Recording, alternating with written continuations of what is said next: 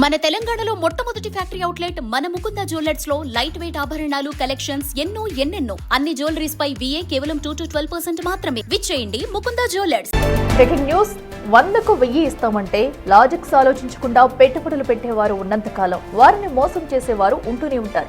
Stock మార్కెట్లో పెట్టుబడుల పేరుతో బంధువులు స్నేహితులకు భారీ టొకరా ఇచ్చాడు ఓ వ్యక్తి. అందిన కాడికి వసూలు చేసి ఉడాయించాడు. ఈ ఘటన అనంతపురం జిల్లాలో వెలుగులోకి వచ్చింది. బొక్కరాయ సముద్రం మండలం వెంకటాపురం గ్రామానికి చెందిన దొంగల నరేష్ రెడ్డి బంధువులు స్నేహితులను నమ్మించి దాదాపు 25 కోట్లు వసూలు చేసినట్టుగా బాధితులు ఆరోపించారు. మొదట 3 రూపాయల వడ్డీ ఇచ్చి ఆ తర్వాత 10 రూపాయల వడ్డీ ఇస్తానని నమ్మించి పెట్టుబడులు పెట్టించాడని బాధితులు ఆవేదన వ్యక్తం చేశారు. డబ్బులు తిరిగి అడిగితే పరారీ అయ్యాడని ఆందోళన వ్యక్తం చేశారు. కనీసం ఫోన్కు కూడా స్పందించలేదని మోపయ్యారు.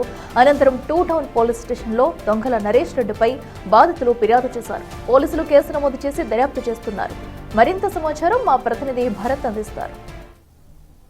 స్టాక్ మార్కెట్లో డబ్బులు పెడితే లక్షల రూపాయలు వస్తాయంటూ మోసం చేసినటువంటి ఘటన అనంతపురం నగరంలో వెలుగులోకి వచ్చింది. బాధితులు మనతో ఉన్నారు, వారితో మాట్లాడదాం. మరి చెప్పండి, అంటే మీకు ఎవరు మీ దగ్గర నుంచి డబ్బులు తీసుకున్నారు, ఎలా మోసం చేశారు? దొంగల నరేష్ కుమార్ రెడ్డి అనే అతను షేర్ మార్కెట్ పేరుతో డబ్బులు వసూలు చేసినాడు. లాభాలు ఇప్పిస్తాము అని మాకు 3 years నుంచి ఇవ్వలేదు. తప్పించుకొని తిరుగుతున్నాడు. మెసేజ్లకి కాల్స్కి రెస్పాండ్ అవ్వడం లేదు. ఇంక న్యాయం చేయాలని పోలీస్ స్టేషన్కి వచ్చినాం. ఎంత పెట్టుబడి పెట్టారమ్మా మీరు? ఒక్కరే 5 లక్షలు. అంటే ఒకేసారి పెట్టలేదు, చీటీలు ఎత్తి బ్యాంక్లో గోల్డ్ పెట్టి పర్సనల్ లోన్స్ అని అట్లా తీసుకొని పెట్టినాము. చాలా నమ్మించినాడు. వాడు లాభాలు ఇచ్చిండేటివి కూడా మళ్ళీ వెనక్కి తీసుకున్నాడు, ఇంకా ఎక్కువ లాభాలు వస్తాయి అని. మేము తీసుకునేది ఏం లేదు వాడు ఇచ్చిన దాంట్లో. మీరు చెప్పండి అన్నట్టు, ఏం పని చేస్తారు మీరు? ఎంత పెట్టుబడి పెట్టారు? బేల్దారి పని చేస్తాను. 1 లక్ష రూపాయలు పెట్టినా. నాకు లాస్ట్కి నాతో కూడా తీసుకున్నాడు. మేము ఎస్సీ వాళ్ళం. మేము పని చేస్తే మాకు ఇది కావాలి. నేను గోల్డ్ పెట్టి తెచ్చిన. మీకు ఎట్లా పరిచయం అతను? నాకేం పరిచయం అంటే అన్నం తర్వాత పరిచయం. వాళ్ళు ఆఫీస్ పెట్టి షో చేసినాడు ఆఫీసు. నేను చూసి ఇంకా నమ్మే అంతే. అడిగితే ఏం చెప్తున్నారు? డబ్బులు వెనక్కి ఇవ్వమని అడిగితే ఫోన్ చేస్తే బ్లాక్ వేసినాడు అంతే. ఫోన్ చేస్తే ఫోన్ ఎత్తాడు, రెస్పాన్స్ లేదు. మెసేజ్కి రెస్పాన్స్ లేదు. ఫోన్ బ్లాక్ చేసినాడు అంతే. మీరు చెప్పండి అని, అంటే ప్రధానంగా మీరు ఎంత పెట్టుబడి పెట్టారు, ఎంత నష్టపోయారు? 25,50,000 పెట్టినాను. అప్పుడింత పెట్టాను. అంత ఒకేసారి పెట్టలేదు. అతను నమ్మి పెట్టాను నేను. 6 months నేను పెట్టింది కూడాను. 6 months నుంచి కనపడడం లేదు. కనీసం ప్రాంసన్లో టైం అయిపోయిందన్నా కూడా రాసిస్తాను ఇంతవరకు రాసివ్వడం లేదు. డబ్బులు ఇస్తానన్నాడు, డబ్బులు ఇవ్వడం లేదు. ఇల్లు కొనుక్కుంటే అడ్వాన్స్ ఇవ్వన్నా నేను ఇస్తాను నీకు అన్నాడు. అడ్వాన్స్ కూడా ఇచ్చాను ఇంటికి, కానీ ఇంతవరకు లేదు. 3 months 4 months అవుతుంది. అసలు అతను ఉరువే కనిపించడం కూడా లేదు. అసలు ఫోన్ చేస్తే ఫోన్ రిసీవ్ చేసుకోడు. నమ్మి పెట్టాను సార్ అతను. నేను రిటైర్డ్ ఎంప్లాయర్ను. వాస్తవంగాను ఏమీ లేకుండా మొత్తం ఊడ్చిపెట్టాను అతని దగ్గర. ఇల్లు కొనుక్కుంటే ఆయనకి ఇస్తాడు కదా నాకు డబ్బులు అనేసి. 1 రూపాయి కూడా ఇవ్వలేదు నాకు. మొన్న రీసెంట్గా ఆరోగ్యం సరిగ్గా లేదు. హాస్పిటల్ అడ్మిట్ అయిన కూడా 10 రూపాయలు ఇవ్వలేదు అతను. చాలా ఇబ్బంది పెడుతున్నాడు. మొత్తం ఎంతమంది బాధితులు ఉన్నారు, ఎంత మోసపోయారు? మొత్తంగా 120 మంది ఉంటారు. దాదాపు 20-25 కోట్ల వరకు ఉండొచ్చు. 20-25 కోట్ల వరకు ఉంటుంది వాస్తవంగా.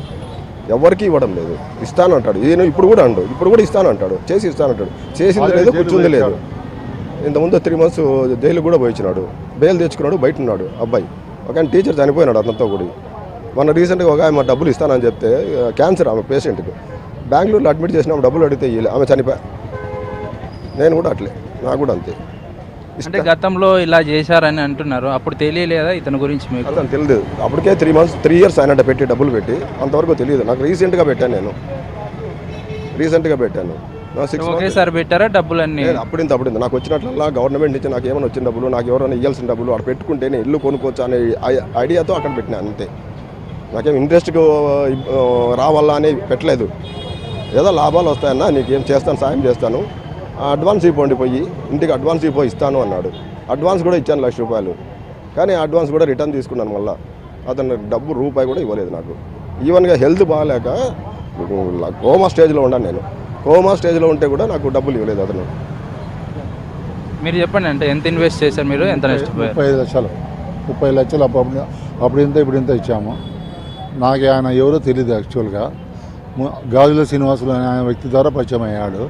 ఫస్ట్ 1 year అంతా మీకు బాగా షేర్ మార్కెటింగ్ పెడితే డబ్బులు బాగా వస్తాయి అది ఇది అని చెప్పి ఆశ చూపించినాడు.